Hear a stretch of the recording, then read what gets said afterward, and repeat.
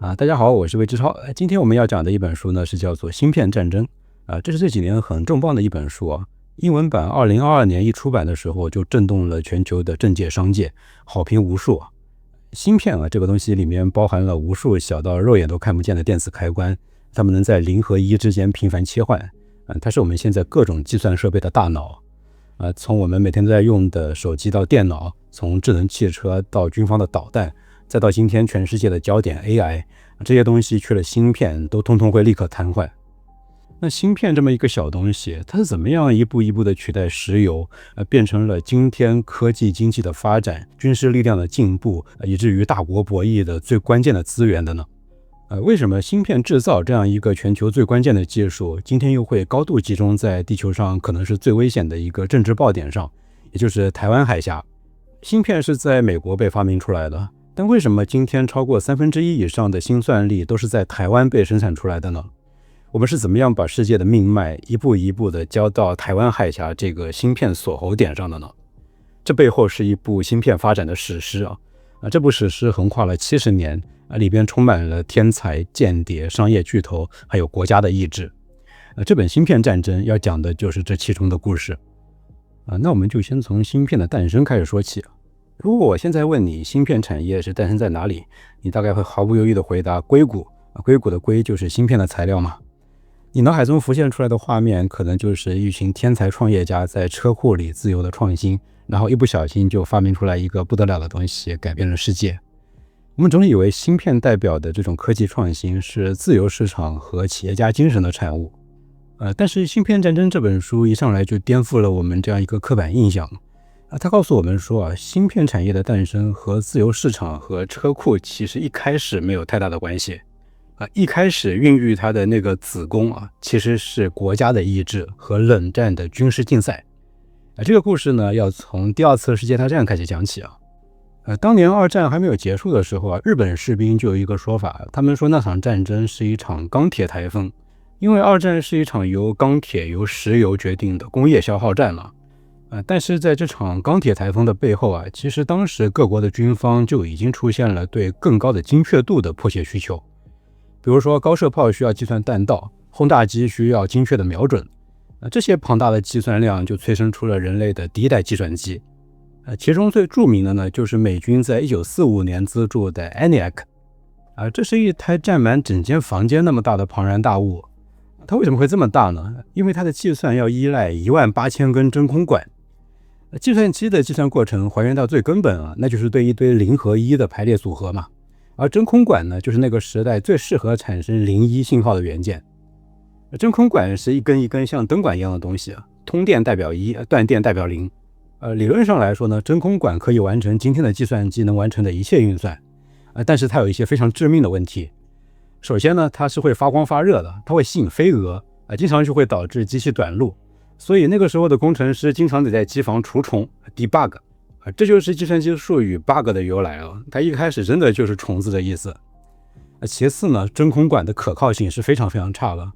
18000根真空管平均每2天就要烧坏一根。这台庞然大物是随时都会罢工的。而随着二战的结束，冷战的爆发，美国军方对于武器的计算能力就有了更高的要求。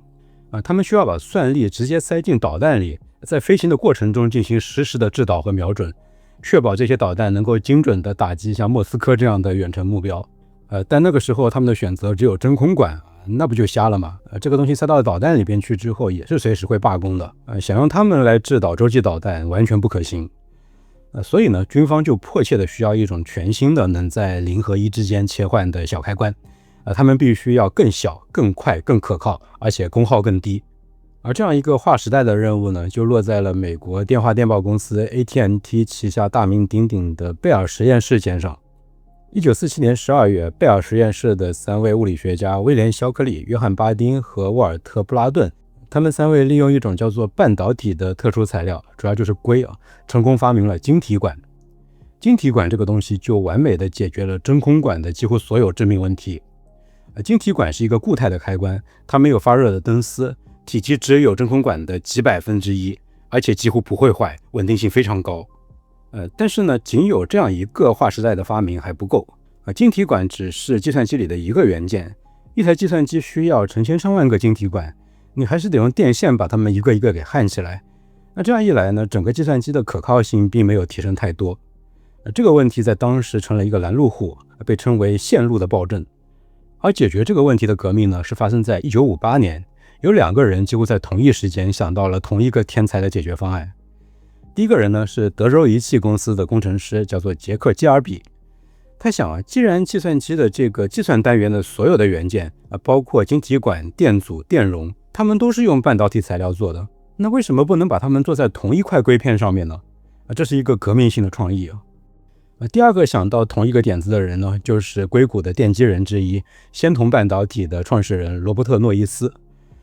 诺伊斯的版本就更进了一步，他不仅把元件集成在了一起，还发明了怎么样用一层铝膜把这些元件给连接起来的方法。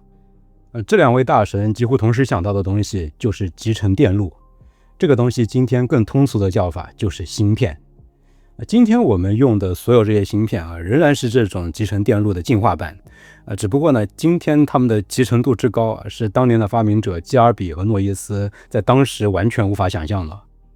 好了，现在呢，芯片这个黑科技已经诞生出来了，但是一开始它非常昂贵，而且制造非常困难。仙童半导体1961年推出的第一款商用晶片，上面虽然只有4个晶体管，但是售价高达120美元。很多伟大的发明都是因为没有商业上的可行性，最后死在实验室里的。那么后来谁是芯片的第一个天使投资人，或者是第一个大买家呢？不是风险投资家，更不是普通消费者，而是美国的政府和军方。《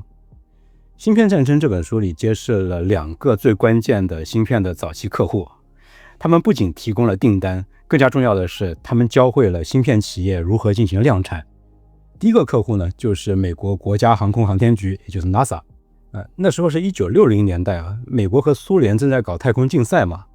但是登月想要完成的话，就需要一台小到能够塞到阿波罗飞船的指令舱里面，又绝对不能够出故障的导航计算机。当时麻省理工学院的一些工程师算了一笔账计算的结果是，如果用传统的晶体管，而不是芯片式的这一种那么这台计算机就得有冰箱那么大，它的耗电量比整个飞船还要多。NASA 发现自己别无选择，他们只能进行豪赌，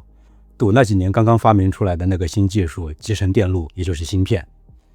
这份订单呢，就落在了罗伯特·诺伊斯的仙童半导体头上。为了满足 NASA 的大订单和对这种零故障的苛刻的要求仙童半导体就被迫发明了一套全新的量产和品控的流程。可以说是阿波罗计划逼着硅谷学会了如何稳定的制造芯片。而量产呢，就使得芯片的价格迅速的暴跌。1961年一块芯片的售价是120美元，仅仅1年以后就降到了15美元。芯片行业的第2个大客户呢，是美国空军。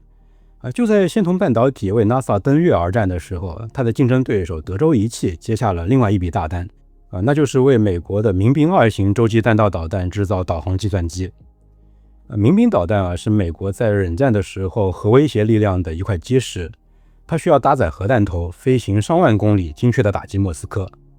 空军同样需要一台又小又快又准的计算机。德州仪器向军方承诺，使用基尔比发明的那种集成电路，可以让当时的计算机重量减半，算力加倍。这份空军的合约呢，彻底的改变了德州仪器的命运。他们的订单从过去的几十个，瞬间变成了成千上万个。于是呢，跟仙童半导体一样，德州仪器也在压力之下，通过不断的工程调优，实现了芯片的量产。这是在这种由国家安全需求驱动的产业升级的过程里呢，仙童半导体的另外一位创始人戈登·摩尔观察到了一个非常惊人的趋势。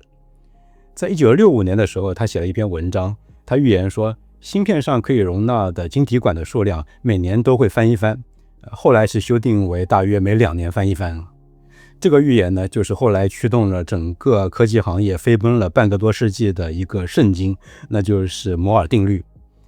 摩尔定律在最初并不仅仅是一个技术观察，它本质上是一个军工复合体的军备竞赛的时间表。它之所以能够成为一个自我实现的预言呢，是因为在它诞生的最开始的那段时间里，五角大楼和 NASA 提供了长达几十年的近乎无限的研发需求和采购订单。也就是说呢，在一开始摩尔定律的燃料是国家的安全预算。当然，争夺这些国家预算的一直是几家民企，而不是美国政府自营的研究机构。美国自始至终都是自由市场上的一个买家，而从来都不是卖家这是非常非常重要的一个美国特色吧。甚至可以说是美国在很多科技领先行业取得成功的一个底层原因。好了，到了这里呢，美国的企业独家掌握了芯片这样的一项黑科技，而且通过军方和政府订单的磨练，他们学会了如何量产。那么美国是如何利用这项技术来构建一个美国治下的芯片世界的呢？美国的策略非常高明他没有把技术锁在自己家里，他要构建一个生态系统。说这个美国生态之前呢，我们不妨先看一下美国当时的头号对手苏联是怎么样发展芯片的。苏联人当时当然知道芯片非常重要，他们也在莫斯科的郊外建立了一个自己的苏联版硅谷一个小城市，在那里征召了很多苏联的顶尖科学家和工程师来研发芯片。但是他们的策略是什么呢？就2个字：抄袭。书里有一个章节的标题就叫做给我抄这是苏联当时的电子工业部部长肖金的一句话。在拿到了一块德州仪器的芯片之后他对手下的工程师下达了一个死命令，你们给我抄，完全照抄不能有任何偏差。苏联甚至成立了一个专门的克格勃技术局，满世界去偷西方的技术。但是呢，这个抄袭策略其实从一开始就注定是失败的。光是偷一块芯片，你是根本不知道它是怎么样被生产出来的。芯片制造的精髓其实不光在设计图，而在于量产的良品率。这背后是无数的实地经验、工厂经验。比如说光刻胶应该要曝光多久，某一些化学物质应该被加热到什么样的一个精确温度。这些隐性知识是克格勃的那些间谍就算偷到了图纸也偷不走的。而且呢，摩尔定律带来了非常恐怖的迭代速度。当苏联人花了巨大的代价，好不容易抄袭完去年的设计的时候，美国的仙童半导体和德州仪器已经推出了晶体管数量翻倍的新产品。但真正致命的是，苏联这种把一群工程师关起来秘密抄袭的策略，是把他们自己变成了一个封闭的孤岛。而美国玩的是什么呢？他玩的恰恰是相反的东西，是一种开放的生态系统。这个生态的第一步呢，就是我们今天无比熟悉的一个词：全球化。芯片的制造，尤其是那种早期的芯片有一个环节技术含量不高，但是特别费人工，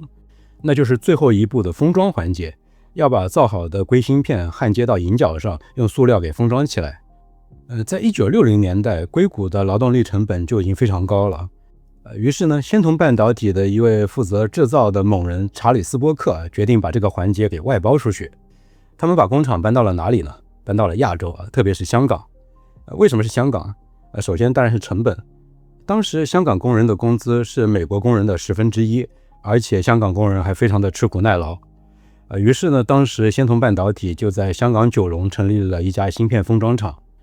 当年那些在芯片封装的流水线上用显微镜焊接金线的那些亚洲女性，被一个媒体称为晶体管女孩。很快晶体管女孩的身影就遍布了整个东南亚。但你以为这只是一个商业决定吗？并不完全是。这背后是成本与战略的合谋。1960年代的东亚和东南亚是什么地方？他们是冷战的最前线，是美国和他的盟友直面共产主义阵营的桥头堡。美国把这些劳动密集型的工厂外包给这些东南亚盟友，可以说是一石二鸟。首先当然是像仙童、像德州仪器这样的美国公司，他们极大的降低了成本，维持了全球竞争力。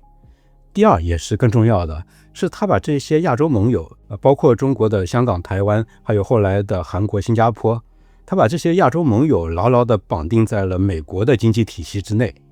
他用美元和工作岗位构筑了一条对抗共产主义的经济防线。这就是全球化 1.0 的真相。好了，那么到了这里呢，美国有了芯片，又有了廉价的全球供应链。那么接下来顺理成章发生的就是美国的军事霸权迎来了一场真正的质变。这里要提到一个关键人物威廉·佩里，他后来成了美国的国防部长。在1970年代，他提出了一个划时代的军事思想，叫做抵消策略。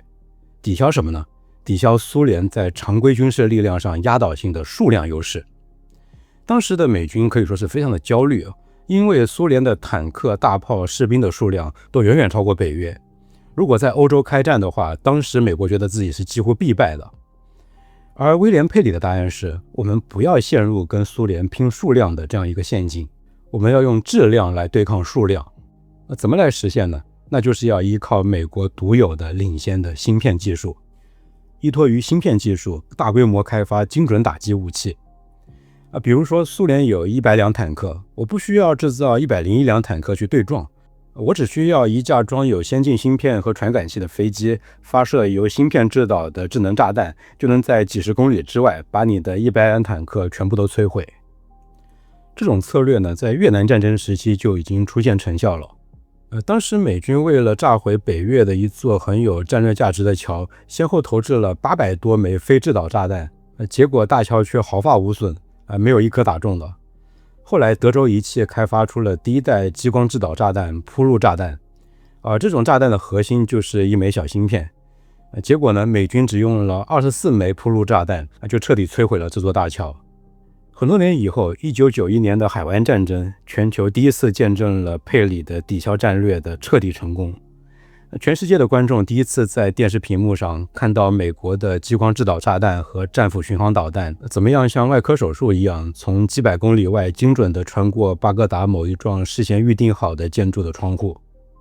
海湾战争不仅是打给伊拉克看的，更是打给苏联看的。当时苏联的军方高层深受震动，他们那个时候才真正认识到，苏联的钢铁洪流在美国的芯片军队面前已经是不堪一击了。所以你看，美国的霸权就是这样建立的，他把高附加值的，比如说设计、核心技术留在国内，把低附加值的，比如封装、组装外包给亚洲盟友，然后他用这个体系生产出来的廉价芯片武装了自己的精准打击部队，就这样抵消了苏联的人海战术。一个由芯片驱动的全球帝国到这里就已经初见雏形了。美国设计的这套盟友体系呢，一度是运行的非常的完美，但没有想到好过头了，以至于它养虎为患。怎么回事呢？那就是这个体系内的最优等的那个优等生日本发动了一场东瀛奇袭，差点击垮了他的老师。这可以说是第一次芯片战争。战争的双方是美国对阵日本。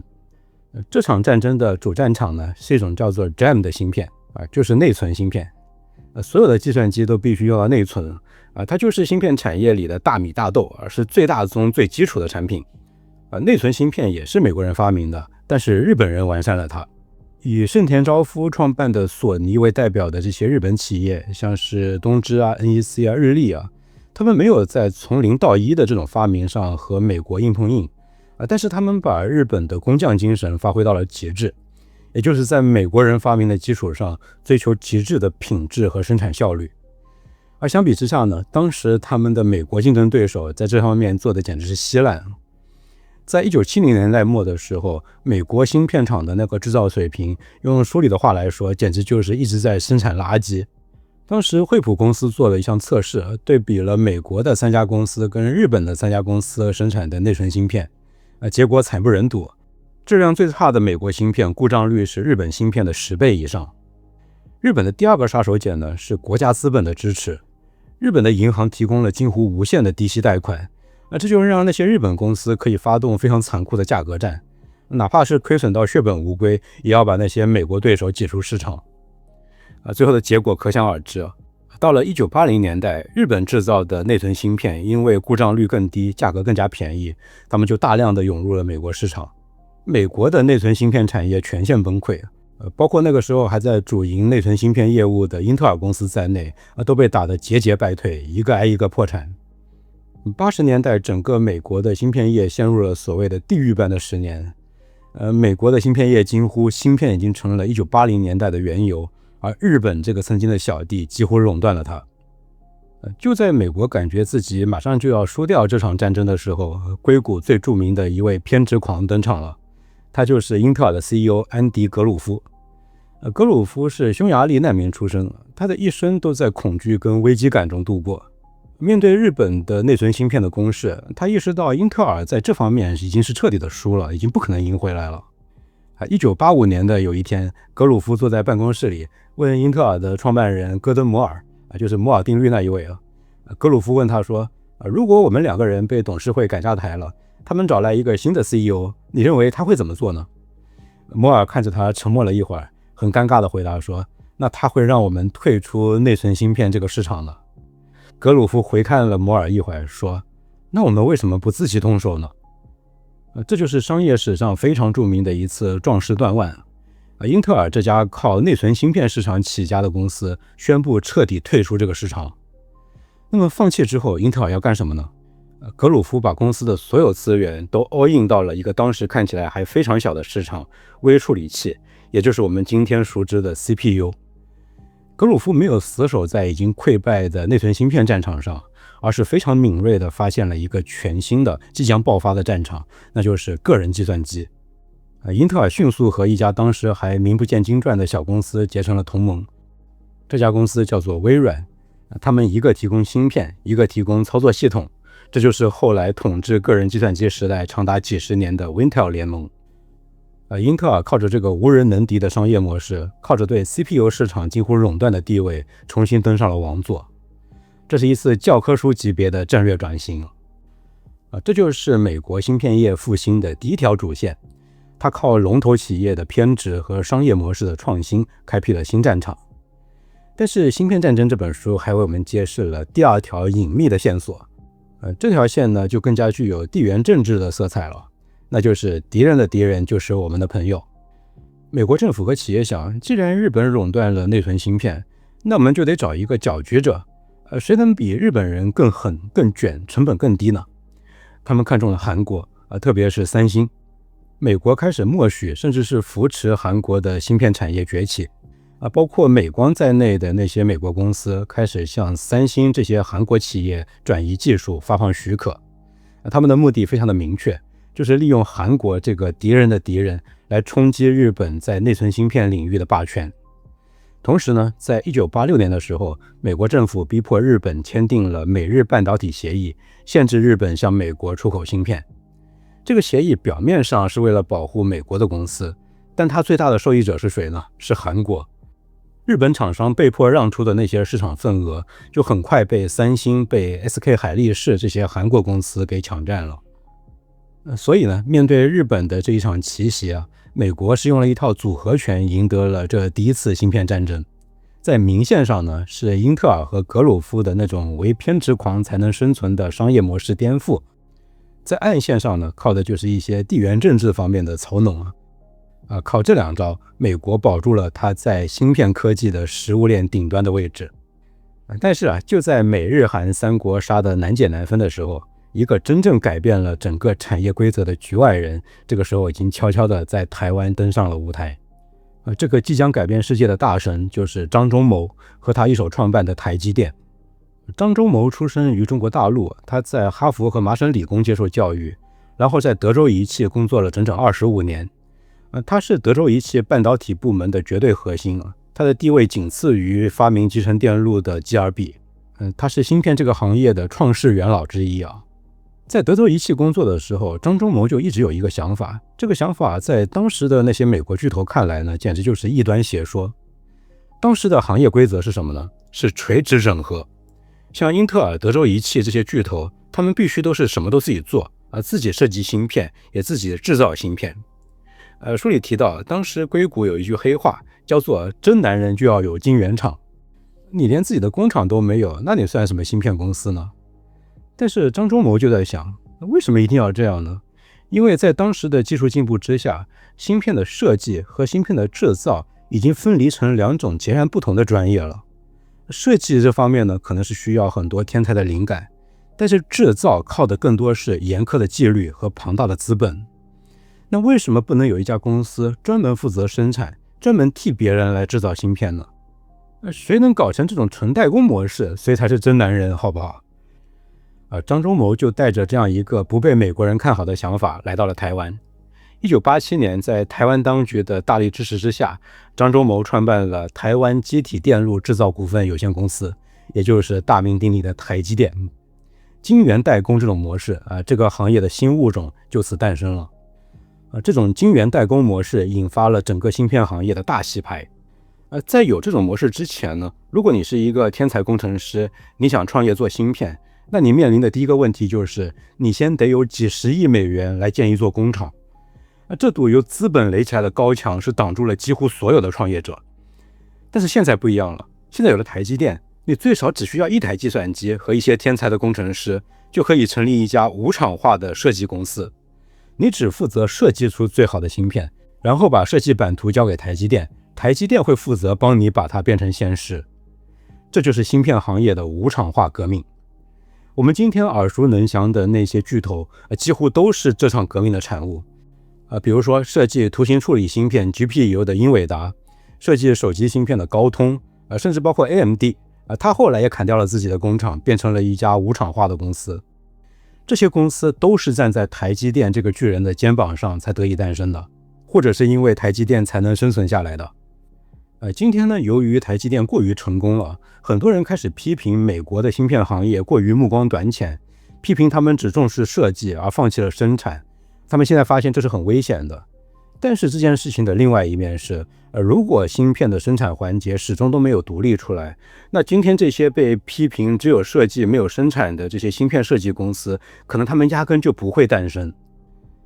除了分离生产和设计这样一个石破天惊的革命之外呢，台积电的成功还有一个至关重要的基石，那就是张忠谋的承诺。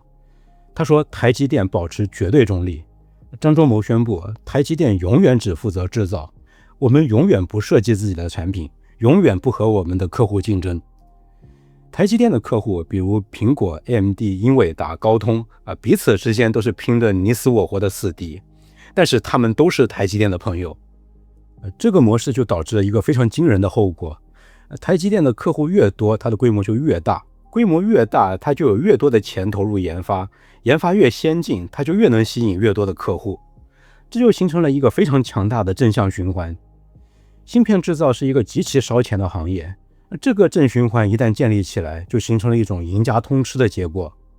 当英特尔还在那边坚持真男人要有晶圆厂的时候，靠一己之力搞研发的时候，台积电的背后是苹果、是高通、英伟达、AMD， 整个大同盟都在陪着他一起做研发。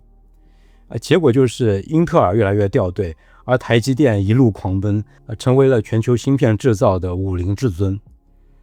这个体系运转得非常的完美，但很快它就遇到了一个非常致命的阿喀琉斯之踵，那就是物理学。晶体管越做越小，很快就小到了几个原子的尺度，摩尔定律即将要撞墙了。制造更小的芯片所需要的那个光刻的光，已经超出了人类当时的技术极限。这个时候，全人类的希望都压在了一台机器上，那就是 EUV 极紫外光刻机。这是《芯片战争》这本书里最震撼的一个技术故事。EUV 光刻机这台机器可以说是地球上最复杂、最精密的一个造物。它的原理呢是发射一束波长极其短的极紫外光，在硅片上雕刻出纳米级的电路。怎么样造出这样的一台机器呢？一家荷兰公司 ASML， 也就是阿斯麦站了出来，发起了一场人类工业史上近乎不可能的豪赌。制造极紫外光刻机为什么那么难？首先在于驯服物理，比如说它需要一种比太阳表面还要炙热的极端光源，阿斯麦必须做到在这个机器的内部每秒引爆5万次微小的析珠，把它激发成等离子体来产生那种极紫外光。这项技术是通过收购美国的西蒙公司做到的。再比如说，极紫外光非常的容易被吸收，它会被包括空气在内的几乎所有物质吸收，所以机器的内部必须是高纯度的真空，而且不能够使用传统透镜，只能用反射镜。阿斯麦就必须说服德国光学巨头蔡司，为他们打磨出人类前所未有的镜片。这些镜片的光滑度达到了匪夷所思的地步，如果把这面镜子放大到整个德国那么大，它的表面的起伏误差竟然也不会超过1厘米。一台光刻机上有10万个精密零件，这些精密零件怎么来的呢？大部分是阿斯麦的全球供应链为它提供的。这个供应链里边集成了成百上千家全球各个行业的隐形冠军，为它提供了这些精密的零件，包括特种激光器、高精度传感器、真空室和各种专用的化学品。阿斯麦与其说是一家公司，还不如说它本身就是一个超级供应链。它制造 EVU 光源的核心知识是在美国，打造原子级光滑镜片的知识在德国，而把这超过10万个精密零件在真空的环境里以纳米级的精度组装起来，并且还能够确保它稳定运行的这个系统工程的知识，在荷兰。这场豪赌耗时了20多年，烧掉了数百亿美元。这个风险大到阿斯麦自己绝对无法独立承担。于是呢，他还做到了另外一件不可思议的事情。他说服了所有自己的客户，包括英特尔、台积电、三星这些彼此是竞争对手的巨头，共同出钱投资他。他们等于是一起赌阿斯麦必须赢，以此来延续整个半导体行业的生命。最终呢，阿斯麦赌赢了，他制造出来的 EVU 光刻机现在成为了全球先进芯片制造的绝对垄断者。这台机器的诞生呢，与其说是一家公司的胜利，不如说是全球最顶尖的物理学、光学、材料学和工程学知识通过市场机制进行的一次结晶。于是我们到此就看到一个全新的全球秩序诞生了。张忠谋把它称为大同盟。这个联盟是由4条主要的支柱构成的，他们联手垄断了全世界的芯片行业。第一条支柱呢，是美国的那些芯片设计公司，他们负责设计芯片，比如苹果，比如英伟达。第二条支柱呢，是美国的另外一些公司，他们负责关键的设备，比如像是美国应用材料公司 AMAT， 它几乎垄断了光刻之外的几乎所有关键步骤。第三条支柱就是荷兰的阿斯麦了，它独家垄断了 EVU 光刻机。最后呢，以上所有的这一些都汇集到制造的终点，那就是台湾的台积电，负责把这一切统合起来，制造出最先进的芯片。就这样，张忠谋的这个晶圆代工模式，这个当初不被看好的异端邪说，不仅重塑了世界，还导致了我们今天必须面对的最关键的一个地缘政治现实，那就是全球最先进的芯片制造能力，90%以上的尖端芯片被高度的集中到了一个地方——台湾。这为我们今天所处的这个风暴埋下了最关键的伏笔。这场风暴就是发生在中国和美国之间的第2次芯片战争。我们现在正处在这场战争的中央。中国是目前独一份的世界工厂，全世界人民用的手机啊、计算机啊、智能家电啊，绝大多数都是在中国组装的。但是中国面临一个致命的悖论，一个被领导人当作是命门的弱点，那就是虽然我们组装一切，但是我们不生产这些设备里最核心的那个大脑，就是那些先进的芯片。中国每年现在进口芯片的开销已经超过了进口石油。在这样一个数字的时代，在未来的 AI 时代，没有芯片自主的国家，就像是一个在工业时代里没有石油自主的国家一样，它的经济命脉和国家安全都是悬在别人手里的。于是呢，中国发起了国家级的挑战，我们吹响了冲锋号，这就是中国制造2025计划的核心目标，不惜一切代价实现芯片自主。那中国的冲锋号是怎么样吹响的呢？它的策略非常清晰啊，就是复制当年日本和韩国的成功经验，但是规模要大上千百倍。第一就是巨额补贴。2014年，中国成立了国家集成电路产业投资基金，也就是现在俗称的大基金。这支基金的投资者包括财政部、国家开发银行，甚至还有中国烟草公司。这根本不是什么硅谷创投，这是国家意志的直接体现。目标就是用上千亿的资金砸出一个自己的芯片产业。第二呢，就是像当年韩国扶持三星那样，扶持我们的行业龙头，比如说全力支持像华为这样的本土巨头，让他们去冲击全球市场。第三招，强制技术转移，利用中国这个大市场这个筹码，迫使外国公司以技术换市场。比如书里提到，像 IBM、AMD、ARM 这样的一些英国和美国的顶尖公司，都曾经为了进入中国市场，而与中国官方支持的一些企业成立合资公司，转移了包括 X86 架构在内的一些关键技术。那么面对中国的全面冲锋，美国的反应是什么呢？其实一开始呢，美国是乐于见到中国融入全球体系的，但是他们很快发现中国的目标并不是融入，而是替代，这美国就不干了。那美国是怎么样反击的呢？川普政府的国安团队意识到一个很关键的事实，那就是美国虽然在制造端已经落后了，但是它在全球供应链上牢牢地控制着几个没有办法绕过的锁喉点。这些锁喉点是什么呢？第一， EDA 设计软件，这是芯片设计的图纸，没有它的话，你连设计都无法开始。而这个市场呢，是被3家美国公司绝对垄断的。第二个锁喉点呢，就是一些核心的制造设备，芯片制造需要上百种精密仪器其中呢，像是应用材料、泛林集团、科磊这几家美国公司，虽然在我们的新闻媒体上远远没有阿斯麦那么热，但他们在蚀刻、沉积这样一些芯片制造的关键步骤上处于绝对垄断地位，他们都是美国公司那第三个锁喉点就是那个最关键的 EUV 光刻机啦。阿斯麦虽然是一家荷兰公司，但它最核心的光源技术是来自它在2013年收购的一家美国加州公司西蒙这个我们前面提到过，这家公司美国是可以控制的这些就是美国的底牌美国政府发现只要控制住这些锁喉点，它就能够控制全世界的芯片生产。而这个芯片锁喉战略在华为身上可以说是得到了最残酷的验证。在2019年之前，华为不仅是全球最大的电信设备商，在智能手机市场上也即将超过三星登顶。更加可怕的是，它旗下的海思半导体当时已经能够设计出跟苹果的 A 系列芯片相媲美的顶尖处理器了。但是这一切都建立在一个基础之上，那就是华为设计的芯片都要由台积电来制造。2020年5月，美国商务部寄出了一个史无前例的绝杀令，它禁止世界上的任何公司，只要你使用了美国的软件或者设备，就不准为华为制造芯片。这就是芯片锁喉。这道禁令一出，台积电别无选择，只能够遵守。华为这个全球科技巨头几乎是在一夜之间就被切断了所有先进芯片的来源。任正非花费数百亿美元研发的那些顶级芯片，瞬间就变成了一堆没有办法生产的图纸而已。华为的手机业务也是直线崩塌被迫出售了荣耀品牌。一个科技帝国就这样被美国精准地卡住了脖子。可以说除了遥遥领先教的教徒之外全世界都看到了这种芯片锁喉点的巨大威力。这就是美国所谓的相互依赖的武器化。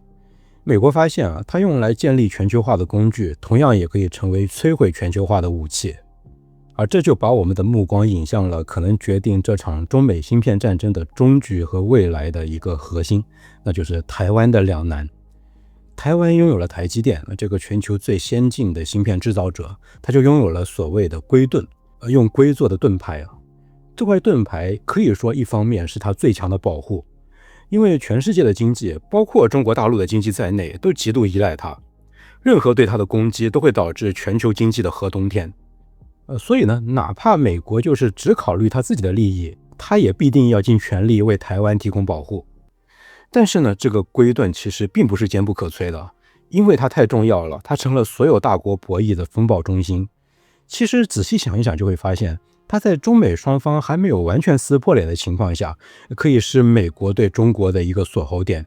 因为台积电一定服从美国的政策，而不是中国。但是如果中美对峙持续升级，中国的怒火越过了一个临界点，如果中国下决心要来更硬的，那么台湾的半导体制造业就会在一夜之间变成一个反向锁喉点，就是你不让我玩了，那你们都别玩了那么只要想到了这种可能性，美国最理性也是最经济的决策，就不是因为台湾的半导体行业太重要，所以我们必须不惜一切来保护它，而是要尽力降低台湾半导体产业的重要性。从美国的芯片法案出台，到最近这两届政府都督促台积电去美国建厂，这种趋势实际上已经看得非常清楚了。这也是《芯片战争》这本书揭示的一个很冰冷的现实。从冷战时期的军事订单，到今天全球化的这个芯片大同盟，从美国硅谷的诞生到台湾硅盾的形成，芯片行业的发展史上，商业逻辑和国家意志一直都是难解难分的。商业逻辑固然极其重要，这也是这个产业能够蓬勃发展的基石，但是国家意志和地缘政治也始终是大玩家，甚至可能是终极玩家。所以芯片战争的这个战争可能既是比喻意在过去基本上是比喻意但在未来它很有可能是字面意义上的。好，那我们今天就讲到这里。如果你喜欢这期节目，请你点赞、分享、订阅频道，这是对我最大的支持。我是魏志超，我们下期节目再见。